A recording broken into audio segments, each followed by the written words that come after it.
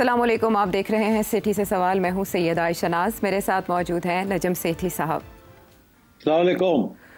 पाकिस्तान के सियासी माहौल में आजकल बहस चल निकली है ख़ास तौर पर जैसे ही ख़त पीटीआई रहनुमाओं की जानिब से सामने आया, 80 रहनुमाओं की जानिब से, तो इस बात की ज़रूरत पर जोर दिया जा रहा है कि आलमी मुहर्रकात के पस मंज़र में पाकिस्तान में चार्टर ऑफ डेमोक्रेसी को वसी करने की ज़रूरत है और इसमें पीटीआई को भी शामिल किया जाए।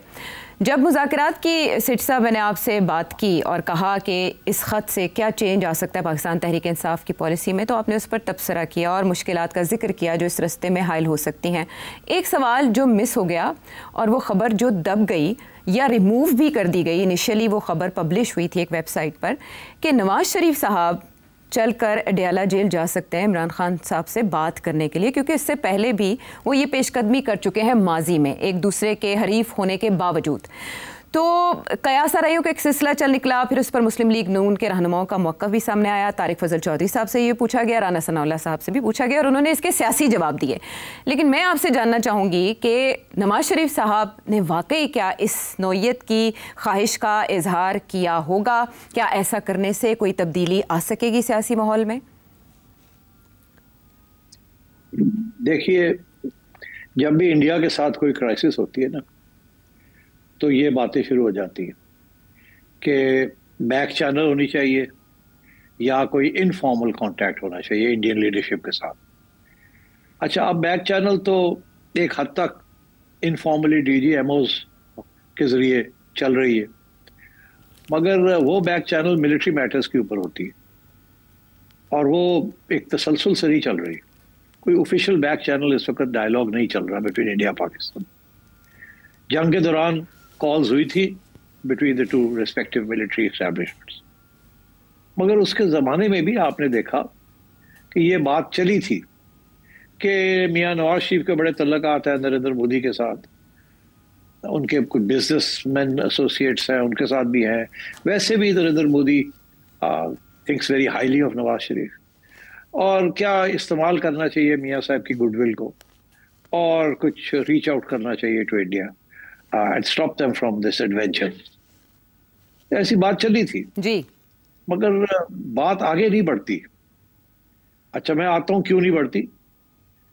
इससे पहले जब ये इंडिया पाकिस्तान क्रिकेट की बात हो रही थी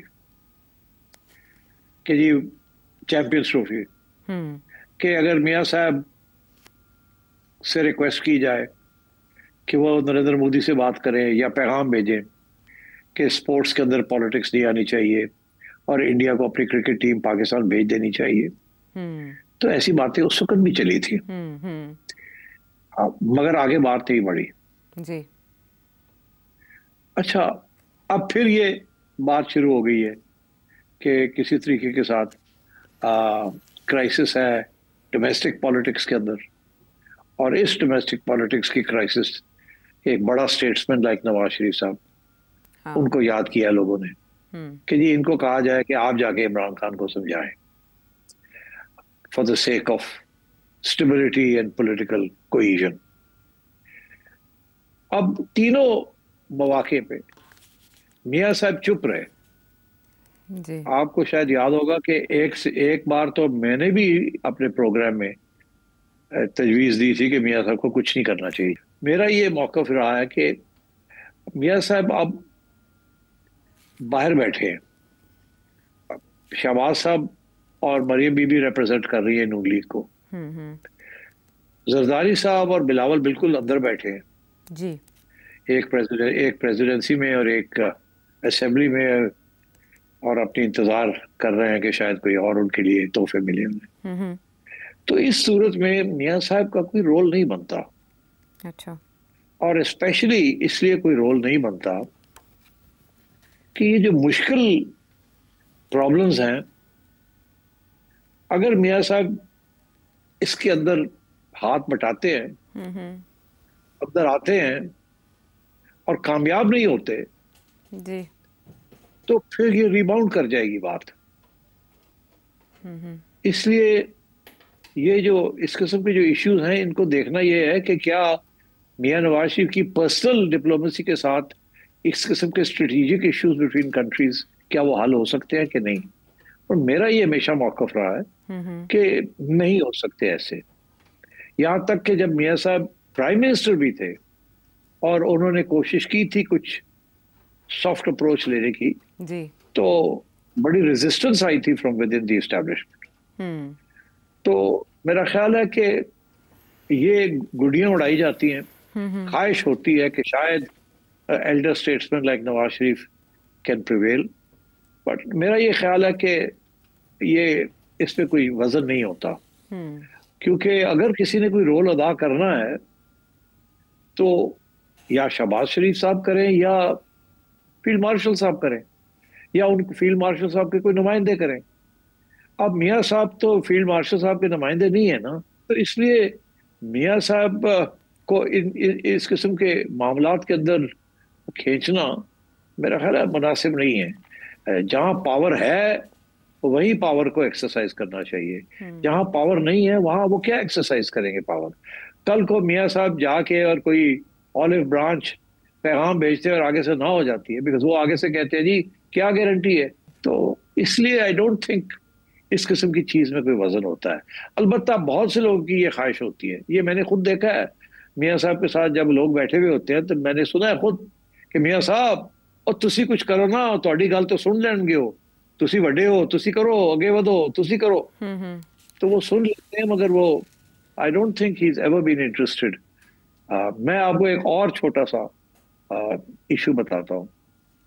जब मैं चेयरमैन था क्रिकेट बोर्ड का, तो हमारी कोशिश थी किसी तरीके के साथ इंडिया जो है वो हमारे साथ क्रिकेट खेल ले, और एक ऐसी स्टेज आई थी कि यहाँ उनकी फॉरेन मिनिस्टर सुषमा स्वराज आई थी यहाँ जी, और वो एक दिन के लिए आई थी। तो मैंने रिक्वेस्ट किया मियाँ साहब को कि अगर आपकी सुषमा से कोई 2 मिनट भी बात हो तो जरा उससे कहिएगा कि जाके नरेंद्र मोदी को कहे कि क्रिकेट को प्लीज चलने दें जी।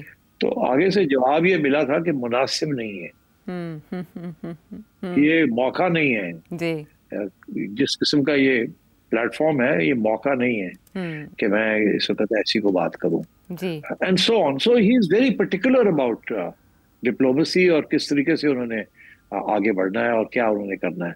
एंड डोंट फॉरगेट, उन्होंने 2-3 ऐसे इंडिया के बारे में उन्होंने 2-3 ऐसे इनिशिएटिव्स तारीख में लिए हैं जो कि बिल्कुल सिंसेरिटी के साथ लिए जी, और इंडिया को भी कन्विंस कर दिया, बीजेपी गवर्नमेंट को भी और कांग्रेस गवर्नमेंट को, दोनों को कन्विंस कर दिया टू मूव अहेड।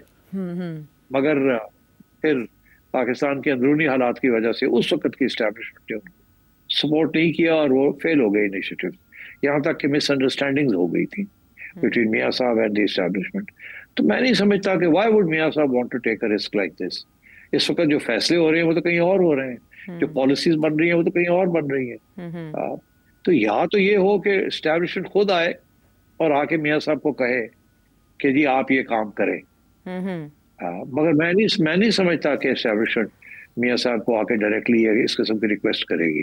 और इसलिए अगर वो रिक्वेस्ट नहीं करेगी तो मियाँ साहब भी नहीं करेंगे तुम्हारे और मेरे कहने के ऊपर। और तीसरी बात ये आयशा कि अगर एस्टेब्लिशमेंट की तरफ से भी रिक्वेस्ट आती है कि आप कोई रोल अदा करें, तो ये ऐन मुमकिन है कि मियाँ साहब आगे से ये कहे मैं क्या रोल अदा कर सकता हूँ, और दिल में ये सोचे कि मैंने कोई रोल अदा भी किया तो कल को फिर आप कालीन खींच लेंगे मेरे पाँव के तले से, तो फिर क्या होगा। ठीक है। तो I think twice bitten third time shy. I think उसकी ख्वाहिश तो होगी कि ये अमन से सारा कुछ सब कुछ हो जाए, but I think he is not interfering in strategic affairs of this government and this hybrid regime. अच्छा सेठ साहब, ये पिछले दिनों में जब अभी इब्तिदा थी पिछली सर्दियों में और पीटीआई के साथ मुज़ाकरात की बातें की जा रही थी, तो तब फवाद चौधरी साहब ये मुतवातर कहते हुए पाए गए कि इस सिचुएशन में अगर कोई डिफ्यूज़ कर सकता है मामलात और तलखी तो वो नवाज शरीफ साहब हो सकते हैं। लेकिन ये खबर जैसे ही आई कि नवाज शरीफ साहब किरदार अदा करना चाहते हैं, अडयाला जाने को तैयार हैं, तो पीटीआई के ब्लॉगर्स की जानिब से ये कहा गया कि नवाज शरीफ साहब इस खबर की आड़ में इस मौके को कैश करवाते हुए रेलेवेंट होना चाहते हैं। शायद पीटीआई वाले ये चाहते नहीं है नवाज शरीफ साहब जाएं, लेकिन उन्होंने तनकीद का निशाना बनाया क्योंकि नवाज शरीफ साहब हर थोड़े अरसे के बाद मुतहरिक होने की खबरें आती हैं। बलूचिस्तान जाने की भी खबर आई, लेकिन ऐसा कुछ हुआ नहीं। ये कौन है जो नवाज शरीफ साहब को बार बार खबरों में घसीटता है? हो सकता है नून लीग वाले खुद ही हों, उनके जो चाहने वाले हैं, कि हमारा ग्रेट लीडर जो है वो थोड़ा साइडलाइन हुए हुए हैं। बड़े लोग हैं ऐसे, मैं जानता हूँ इनको। वो जब मियाँ साहब को मिलते हैं तो हमेशा यही कहते हैं कि बड़ी ज्यादती हुई, ਤੁਹਾਨੂੰ बढ़ना चाहिए सी चौथी बार साढ़े नाल हाथ हो गया है, तुसी बिल्कुल ऐ हुण करो, तुसी ऐ करो, तुसी शहबाज नूं ऐ कहो, तुसी मरियम नूं ऐ कहो, तुसी ऐ करो। और मियाँ साहब हमेशा सुनते हैं कि आगे से जवाब नहीं देते। और I know what he thinks, you know, he is given a free hand to Maryam, he is given a free hand to Shahbaz, he doesn't want to interfere. I think उनको एक ये भी है अब, he's come to terms, जैसे कहते हैं ना अंग्रेजी में, उन्हें एहसास हो गया कि ये third innings was the last innings, अब उनका टाइम नहीं है, अब किसी और का टाइम है। तो इसलिए वो ही is very clear in his own mind के इनको चलने दें, इनको करने दें, इनका वक्त है अब ये। मगर मैं ये आपको बता दूं, इमरान से बड़े मायूस हैं, बिकॉज उनका ये ख्याल था कि इमरान इज डेमोक्रेटिक शुरू में। अच्छा। उन्होंने शुरू में इमरान को बड़ी हेल्प भी की थी और कुछ नरमी भी थी उनके दिल के अंदर। मगर इमरान खान ने जिस तरीके के साथ टारगेट किया है नवाज शरीफ साहब को और उनकी फैमिली को, और जिस तरीके का रवैया किया है when he was in power, it's very difficult to forgive him for that. So I think यही प्रॉब्लम रहा है इमरान खान का।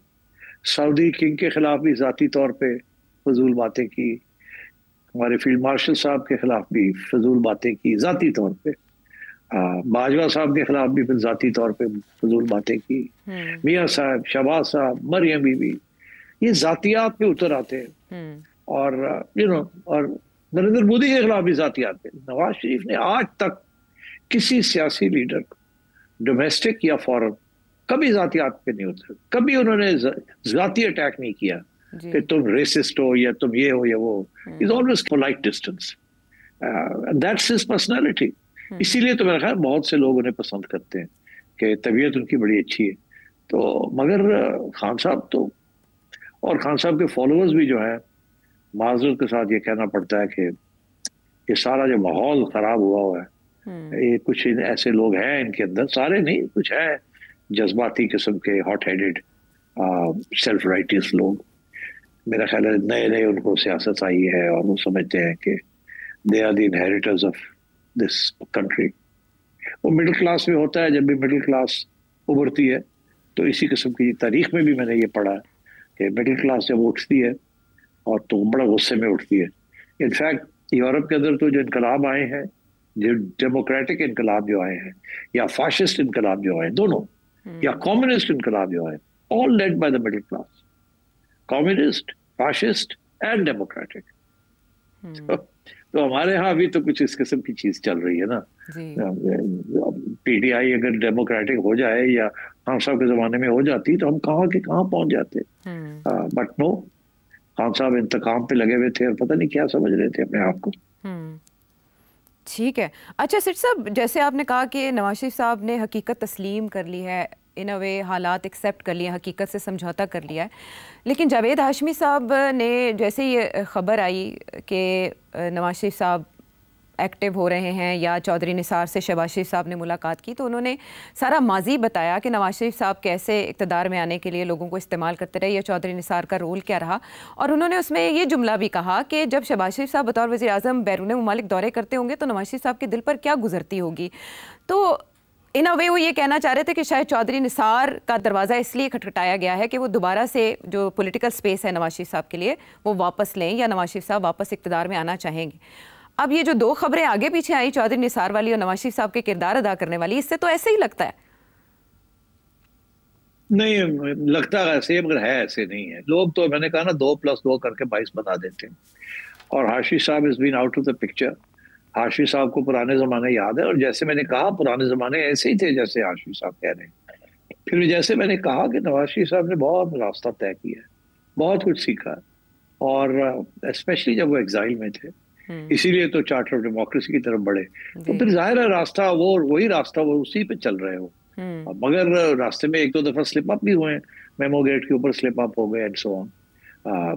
और फिर जब ये एक्सटेंशन की बात आई बाजवा साहब की, तो ये अपना मौकफ अपने लोगों को नहीं बनवा सके। इन्होंने कहा कि नहीं, आई डोंट थिंक, हमें नहीं करनी चाहिए बात। मगर बाकी लोगों ने कहा नहीं, हमें तो मौका मिल रहा है तो हमें भी आगे बढ़ना है, और ये पॉलिटिक्स इसी को कहते हैं। तो चुप कर गए, क्योंकि वो नहीं चाहते थे कि वो अपना मौकफ जो है वो इंसिस्ट करेंगे, no.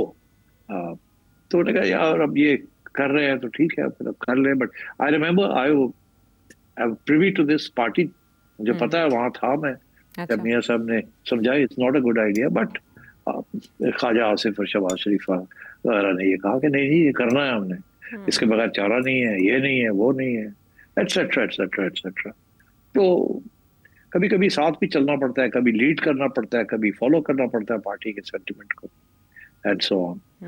So this is what's happened. सवाल असल में ये था कि नवाज शरीफ साहब के दिल में अब भी ख्वाहिश है वापसी की प्रेसिडेंसी में या किसी तरह इक़्तिदार में, या वो रिटायर्ड समझे हम?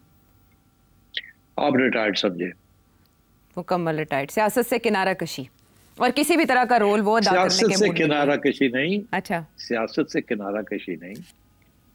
अच्छा, बिकॉज यू सी शहबाज साहब हर हफ्ते मिलते हैं उनको, मरियम हर रोज मिलती है, घर में बैठते हैं जब खाने के वक्त शाम को।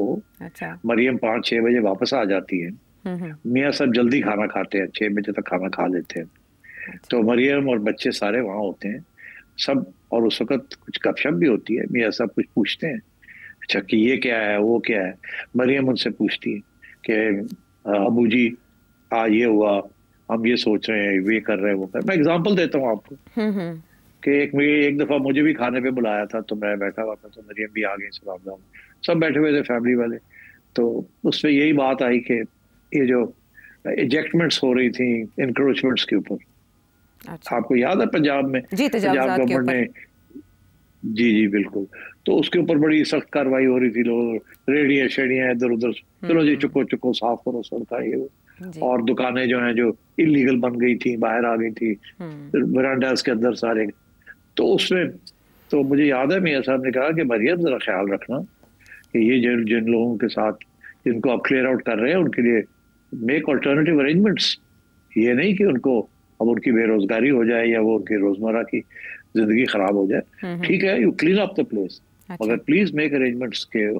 तो मतलब है ये इस किस्म की, हाँ जी अबू जी बिल्कुल जी करेंगे जी। एंड देन ऑफ कोर्स ये सारा जो लाहौर क्लीन अप का जो प्लान बना, अभी तक प्लान बना है मगर अनफॉर्चुनेटली वो रुक गया है कि किस तरीके से सारी लाहौर को क्लीन अप करना है, and then rest of Punjab.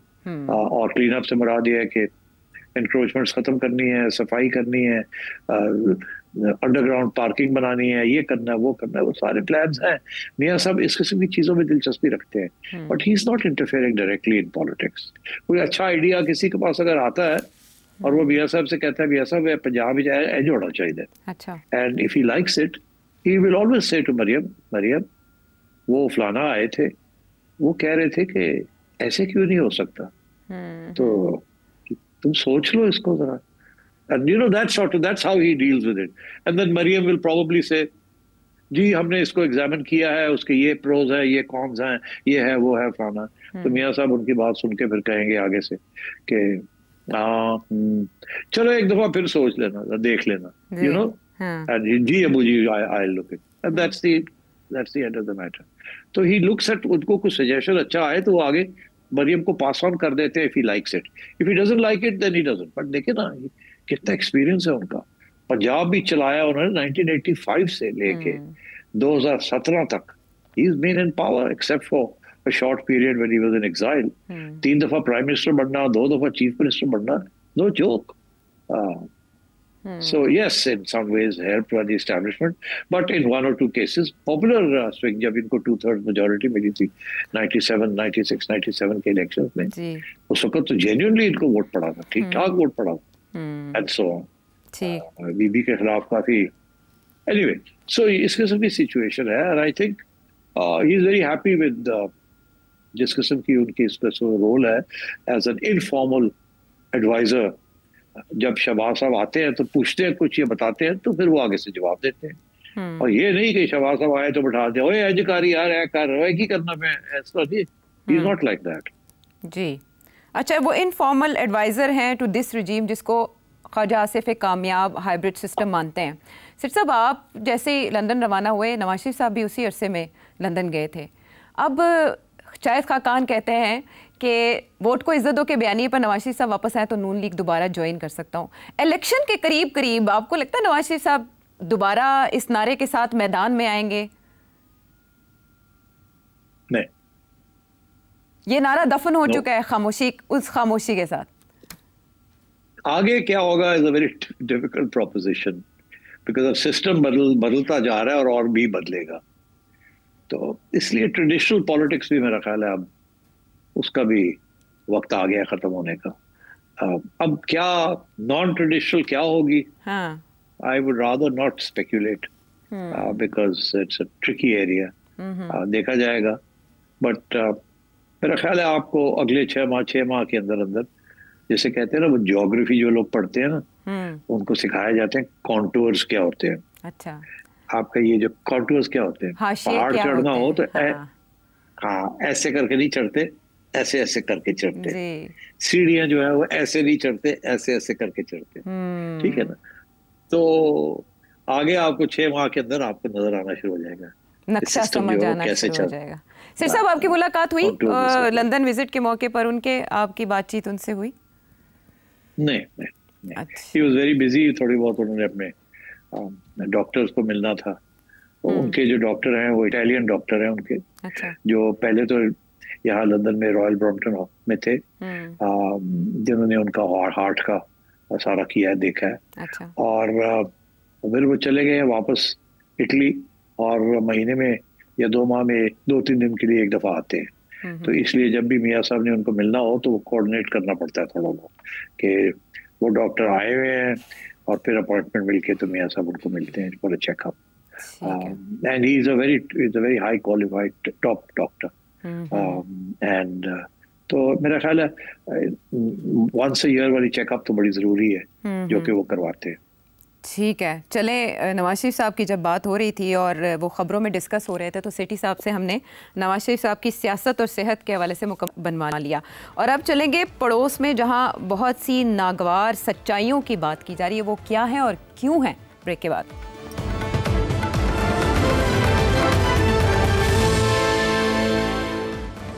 Welcome back to the show. और अब अपने पड़ोस की ज़रा ख़बर लेते हैं, जहां जो डिस्कोर्स है वो इनवर्ड हो चुका है और इस बात का सुराग लगाने की कोशिश की जा रही है कि क्या फ्लॉस थे, कहाँ कमज़ोरियाँ थी ऑपरेशन सिंदूर में, कि पाकिस्तान के मुकाबले में इस हजीमत का सामना करना पड़ा। तो कुछ बयानात तवातर से सामने आ रहे हैं, ऐसा लग रहा है कि सांप आहिस्ता आहिस्ता पटारी से निकल रहा है, बिल्ली आहिस्ता आहिस्ता थैले से बाहर आ रही है। सेठ साहब, जयशंकर साहब ने JD वैंस की फ़ोन कॉल के हवाले से कुछ बातें कहीं, ऐसे जैसे वो सस्पेंस क्रिएट करने की कोशिश करें। फिर उसके बाद शिव कुमार साहब, उनके एक डिफेंस अताशी है इंडोनेशिया में, उन्होंने वहाँ पर बात करते हुए कुछ बताया कि कोई कॉन्स्ट्रेंट्स थे जिसकी वजह से हम उस तरह परफॉर्म नहीं कर सके जिस तरह से हमारी कैपेबिलिटीज़ थी। लेकिन जो सबसे अहम बयान है वो इंडियन नायब आर्मी चीफ का है। वो कह रहे हैं कि पाकिस्तान को चीन से इंडिया की लाइव इंफॉर्मेशन मिल रही थी, जिसकी वजह से ये सब हुआ, क्योंकि चाइना की स्ट्रेटजी है कि उधार की छुरी से वार करो। और ये कि वो हमें बता रहे थे DGMO की बातचीत के दौरान कि आपके जो इस वक्त वेक्टर्स हैं वो इस लोकेशन के ऊपर मौजूद है और अलर्ट है, तो प्लीज़ आप उन्हें रिमूव कर लें। तो ये सब खतरनाक बातें हैं और आइंदा के लिए हमें अपनी स्ट्रेटजी को अच्छी तरह डिफाइन और डिज़ाइन करना होगा। जहाँ जहाँ सप्लाई चेन में प्रॉब्लम्स हैं उनको दूर करना होगा। ये सब वहाँ के मीडिया में अब डिस्कस हो रहा है कि भारत डायरेक्ट अब एतराफ़ नहीं कर रहा अपनी नाकामी का, बल्कि उसके लिए कोई ना कोई एक्सक्यूजेस क्रिएट कर रहा है। इसकी क्या वजह हो सकती है और क्या ब्लेम चाइना पे शिफ्ट करने के बाद वो अपनी नाकामी को इस तरह से छुपाना चाह रहा है? जी जाहिर है, देखिए ना, नरेंद्र मोदी ने अपना सारा पॉलिटिकल कैपिटल जो है इस स्ट्राइक के ऊपर स्टेक कर दिया था, और वो जो आगे तो जिनके अंदर 2 चपेट पहिया ने थे, then they have to think करना की है।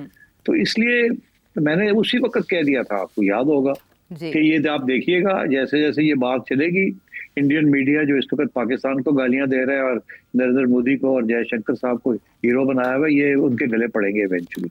और ये अभी तक तो कुछ मानने के लिए तैयार नहीं है, फिर आहिस्ता आहिस्ता मान जाएंगे। और अब वो एक्सक्यूजेस देने शुरू कर दिए। पहले तो मानते नहीं थे कि गड़बड़ हुई है, कुछ गड़बड़ हुई है या जहाज गिरे हैं, ये मेरा ख्याल है पूरा महीना ये तो बात ही नहीं मानी उन्होंने, महीना नहीं तो कम से कम 2-3 हफ्ते।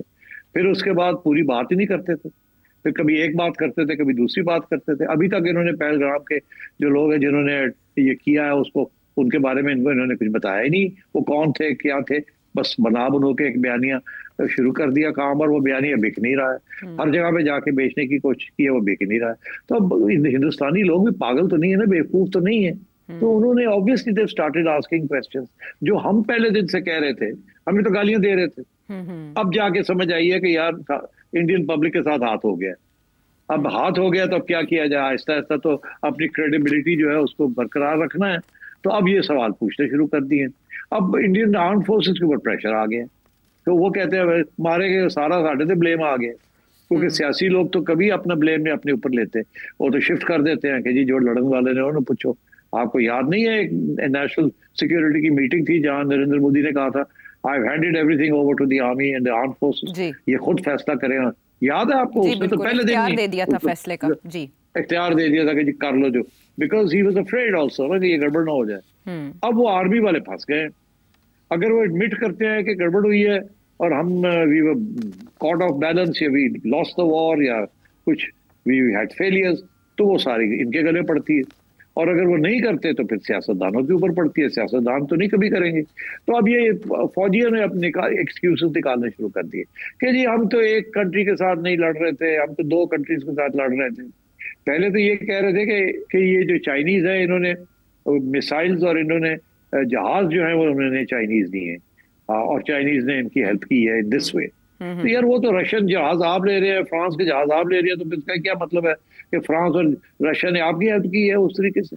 तो मतलब है हथियार तो आप कहीं से भी ले लें, इस्तेमाल तो आपने करनी है जी। तो यही तो फ्रांसीसी रो रहे हैं इस वक्त कि यार साढ़े जहाज से ठीक सब तुसी की कीता और वो इंडियंस जो है वो फ्रांसीसियों के साथ भी लड़ रहे हैं तो जी थोड़े जहाज नहीं ठीक वो इसीलिए वो मारे जा रहे हैं। और इधर कहते हैं जी चाइना के नाल हेल्प हो गई है ना, उधर कहते हैं थोड़े जहाज ठीक नहीं सर। अब जाएं तो जाएं कहाँ? तो इसलिए आई थिंक बड़ी सोल सर्चिंग होनी पड़ेगी। और इंडिया के अंदर लोग हैं जो ये अब सवाल पूछना शुरू कर दिया उन्होंने कि ये किया क्या आप लोगों ने बिटवीन दी आर्म फोर्सेस। कहते हैं कि जी हमें तो रोका गया। ये जो इंडोनेशिया के अंदर जो साहब अब लपक के खड़े हो गए, पता नहीं कौन है ये, शिव कुमार, वो कहते हैं शिव कुमार चौथे मोहल्ले खड़ा हो गया जाके low level defence attache.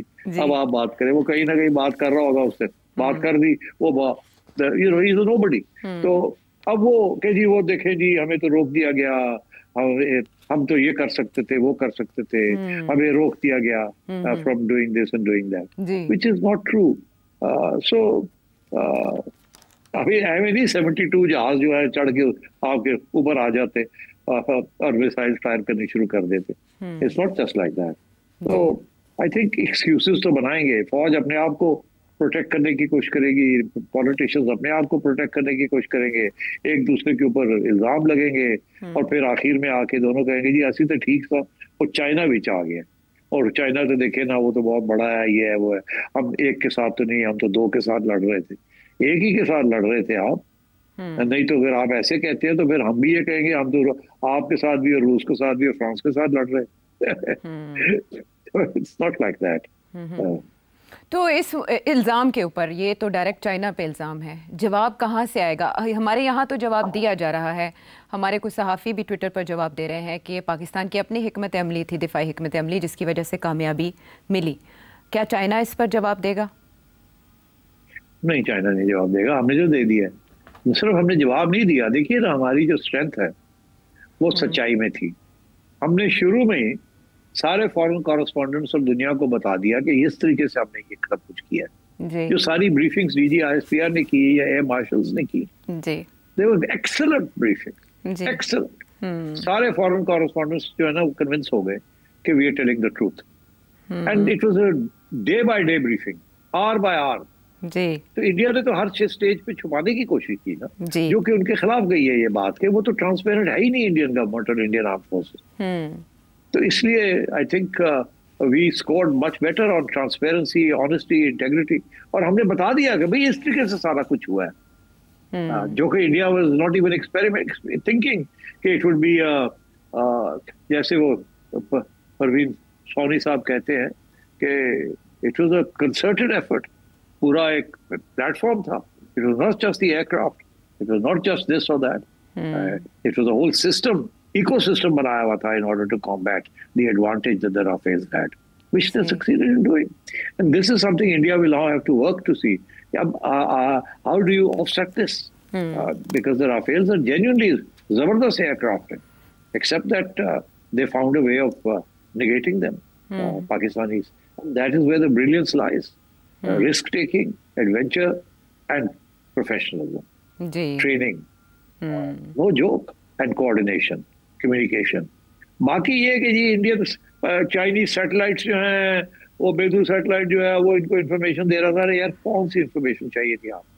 All you needed to know was के जी आपके जहाज जहाज जो है ना वो चढ़ गए एयर में। वो तो आपके एवैक्स जो है पाकिस्तान वालों ने वो तो 500 km तक देख लेते हैं। वो तो हमें नजर आ रहा था जब से वो ऊपर चढ़ना शुरू, तो उसके सैटेलाइट की तो जरूरत नहीं है। Not do you need a Chinese satellite to put the coordinates of the missiles, for God's sake. ये सब ड्रामा है कि चाइनीज सैटेलाइट्स और ये और वो। कमाल है। कोई इनफैक्ट अगर किसी ने किसी की help directly in the war की है physically, that's Israel. Israeli drones, Israeli know how. Indian media ने खुद ये रिपोर्टिंग की है आयशा कि Israeli technicians were in Delhi, were in India, helping the Indian armed forces during this time. तो वो पाकिस्तान पे इस तरह से ब्लेम शिफ्ट करना चाहता है। लेकिन अगर असल लड़ाई इन अ वे, ये इंडियन जर्नल भी तस्लीम कर रहे हैं, वहाँ ये बात भी हो रही है, असल लड़ाई अगर चीन के साथ है तो जैसा रवैया भारत पाकिस्तान के साथ रखता है वैसा चीन के साथ रखना मुमकिन है इंडिया के लिए? नहीं नहीं, सवाल ही पैदा नहीं होता। देखिए ना, इंडिया ने, चीन ने अभी तक कोई जवाब नहीं दिया। चीन के एक दो प्रोफेसर हैं जो कि हमेशा इंडियन मीडिया उनके पास जाता है, वो आगे से अपना मौकफ देते हैं, और वो मौकफ जो है वो बड़ा इंडिपेंडेंट किस्म का मौकफ होता है। But of course it reflects the Chinese way of thinking and the Chinese policy. Chinese government की तरफ से कुछ नहीं, वो अगर कुछ करते हैं तो वो एक्शन के साथ करते हैं, और वो एक्शन आपने देख ही लिया। उनकी एक पूरा अरुणाचल प्रदेश जो है वो उन्होंने नाम ही उसका बदल दिया। उन्होंने कहा जी ये तो डिस्प्यूटेड टेरिटरी है। उन्होंने मौका ढूंढ के वो कर दिया। आजकल इंडिया ने शोर डाला हुआ है कि सतलुज का पानी जो है वो कम आ रहा है, पता नहीं चाइना रोक तो नहीं रहा, and so on and so fourth. तो बात यह है कि वो तो इशारे तो हो चुके हैं ना कि अगर आप पाकिस्तान का पानी रोकेंगे ऊपर तो फिर आपके साथ भी ये सलूक हो सकता है। और ये बात तो पाकिस्तान भी कहता है और चाइना भी ऑफिशियली कहते हैं कि पाकिस्तान और चाइना ऑल वेदर फ्रेंड्स। ठीक है सिट साहब, चाइना का रोल स्पेशली ये जो इंडिया के साथ पाकिस्तान का थोड़े दिन की जो जंग छिड़ी उसमें चाइना का किरदार जो भी था, हमने उसके बाद चाइना की स्ट्रेटजी में चेंज देखा है और पेस तेज़ देखी है। अब ऐसी बाज़गश्त है कि सार्क के मुकाबले में एक मुतबादिल प्लेटफॉर्म माइनस इंडिया चाइना बनाने पर गौर करा है, जिसमें बांग्लादेश और पाकिस्तान होंगे शामिल। कितना ये प्रैक्टिकल होगा, प्रैक्टिकली कितना मुमकिन है, और इसमें भारत के लिए फिर क्या सबक है? देखिए, भारत का ये ख्याल था कि सार्क को वो लीड करेगा। वो उस वक्त की सोच थी जब भारत के बहुत अच्छे तल्लुकात थे सारे बॉर्डर मुल्कों के साथ, मगर सिर्फ पाकिस्तान के साथ अच्छे नहीं थे, अप एंड डाउन थे। तो उस वक्त सारे वो जो थे छोटे लोग 6-7 जो बाकी हैं, they were supporting India, backing India. Sri Lanka भी था, बांग्लादेश भी था, नेपाल था, भूटान था, मालदीव था, और वन बाय वन इंडिया के तल्लुकात सबके साथ खराब होते गए। वो बुली ऑन द ब्लॉक। वो आपने जयशंकर साहब की आप देखें, जिस तरीके से वो बात करते हैं, जिस तरीके से वो उठते बैठते हैं, तो यू कैन टेल कि एरोगेंस है, शेयर एरोगेंस। अच्छा, वो अब वो नहीं पसंद की लोगों ने, आहिस्ता आहिस्ता सारे खिलाफ हो गए इनके। तो अब वो तो इंडिया ने फिर सोचा अच्छा ऐसी बात है तो चले हम सार्क में लिफ्ट ही नहीं कराते किसी को, अगर हमारे साथ नहीं है, हमें नहीं सपोर्ट करते, तो चले फिर हम सार्क को छोड़ते हैं। अब ये उनका नुकसान है इसमें, क्योंकि अगर कोई खला जो है ना, खला वो नेचर जो है ना, अब कुदरत खला को एक्सेप्ट नहीं करती। कहीं भी खला होती है ना वो पूरी हो जाती है। सियासत में तो खैर बिल्कुल ही खला खाली नहीं रहती, जगह खाली नहीं रहती, कोई ना कोई भर देता है उसको आके। अब आपने अगर सार्क छोड़ दिया क्योंकि आपको वो लीडरशिप तस्लीम नहीं की जा रही, लोग सवाल करने शुरू कर दिया, तो फिर ठीक है, उससे कोई और वो खला पूरी हो जाएगी। और वो खला जो है वो अब चाइना ही कर सकता है, क्योंकि चाइना का जो रोड एंड बेल्ट प्रोजेक्ट है ना, उसने ऑलरेडी ये सारे मुल्कों को अपने अंदर ले लिया है। श्रीलंका को भी ले लिया है, नेपाल को भी ले लिया है, बांग्लादेश को भी ले लिया है, मालदीव्स को भी ले लिया, पाकिस्तान को ले लिया, अफगानिस्तान को ले लिया। All are becoming part of the road and belt initiative, सब वाया सीपैक एंड सब डायरेक्टली वाया अदर। एंड ये मिलिट्री पैक्ट नहीं है, this is a economic development pact. SAARC का भी यही ख्वाहिश थी कि जी प्रेफरेंशियल ट्रेड बैरियर्स, जो ट्रेड बैरियर्स है उनको ख़त्म किया जाए, प्रेफरेंशियल ड्यूटीज़ की जाए, आना जाना हो, कल्चरल एक्सचेंजेस हो, इकोनॉमिक डेवलपमेंट हो, इसको एक इकोनॉमिक ब्लॉक बनाया जाए डिस्पाइट योर पॉलिटिकल डिफरेंसेस। मगर India was not ready for that. India wanted the political power behind it, मगर वो नहीं मिला ना, because this ended up screwing up their relationship with everybody. तो अब चाइना जो है वो बिल्कुल इस किस्म की बात नहीं करेगा। अब वो चाइना जो है वो बिल्ड कर रहा है रोड एंड बेल्ट इनिशिएटिव, और उसके साथ साथ वो building infrastructure in all these countries. अब श्रीलंका में पोर्ट बना दी, पाकिस्तान में ग्वादर कर दिया, सिपेक कर दिया, नेपाल में सड़क बनाने जा रहे हैं ताकि तजारत बढ़ सके, उधर सेंट्रल एशिया में जा रहे हैं towards Iran and so on and so forth. Maldives में भी पहुंच गए हैं to help them out development. So that is the Chinese model. तो आई थिंक अगर चाइना और पाकिस्तान मिलके एक नया ब्लॉक साउथ एशिया का बनाते हैं, मेरा ख्याल है अब वो साउथ एशिया का शायद ना बनाएं, वो शायद इससे बड़ा करना चाहे, साउथ एंड वेस्ट एशिया करना चाहे। You know that's what I think. हाँ, अभी आई थिंक इट्स प्रेमेच्योर कि ये सार्क खत्म हो जाएगा और कुछ सार्क की जगह पे सेम कंट्रीज माइनस इंडिया। मेरा ख्याल है इसको फिर अब अगर इंडिया को माइनस ही करना है तो इनको फिर वेस्ट एशिया की तरफ जाना पड़ेगा, सेंट्रल एशिया की तरफ जाना पड़ेगा, तो फिर वो शायद थोड़ी बहुत ओवरलैपिंग ना हो जाए विद SCO। तो ये अब देखना है कि what sort of block will emerge. But इसमें कोई शक नहीं है कि ऑल दीज कंट्रीज जो पहले सार्क का हिस्सा थी, except for India, all of them will now become part of the Chinese road and belt initiative. And I think some sort of cooperation, formal cooperation system और platform will emerge. अब वो किधर जाते हैं, India को सोचना चाहिए। I think India should have a rethink. India को सार्क नहीं छोड़ना चाहिए, सार्क को वापस रिस्टोर करना चाहिए, और ये जो कल्चरल एक्सचेंजेस हैं और पीपल टू पीपल है, तजारत है, इसको बढ़ाना चाहिए। अनफॉर्चुनेटली नरेंद्र मोदी की जो सियासत है, it's based on war and anti Muslim sentiment and Islamophobia और हिंदुत्व, और वो नहीं चलेगी। तो मेरा ख्याल है बीजेपी को जाना पड़ेगा बिफोर इंडिया पाकिस्तान, और सार्क की स्पिरिट जो है वो फिर से रिवाइव होगी। तो इस तरह से इन अ वे SCO और ब्रिक्स के दरवाजे भी भारत पर बंद हो सकते हैं अगर यही चलती रही स्ट्रेटजी। देखिए SCO जो है उसमें तो अब और भी लोग आ रहे हैं और इंडिया को तकलीफ हो रही है। ब्रिक्स में भी और लोग आ रहे हैं, इंडिया को तकलीफ हो रही है। और क्वाड जो है वहाँ इंडिया की अहमियत ही नहीं रही। जहाँ इंडिया पहुंच रहा था वो तो क्वाड जो है देयर वरीड कि यार ये इंडिया तो is neither here nor there, क्योंकि इंडिया फुल फ्लैश सपोर्ट भी नहीं करता ना। इंडिया अपनी भी सो कॉल्ड नॉन अलाइनमेंट लेके बैठा जी। एक तरफ रूस के कैंप में है, दूसरी तरफ अमेरिका के कैंप में है, तीसरी तरफ इसराइल के कैंप में है, चौथी तरफ UAE और दुबई वालों के साथ भी करने की कोशिश कर रहा है। It doesn't work anymore like that. ये सिचुएशन इतनी स्टार्क हो गई है, you have to make choices and India is finding it difficult to do for this balancing act. ठीक है, ये है इस भारत की पोजीशन के खित्ते में हो रहा है, लेकिन इसके साथ साथ जनूबी एशिया का नक्शा कैसे चेंज हो सकता है, सेठी साहब से आपने जाना, और भी बहुत से आम सवाल एक ब्रेक के बाद।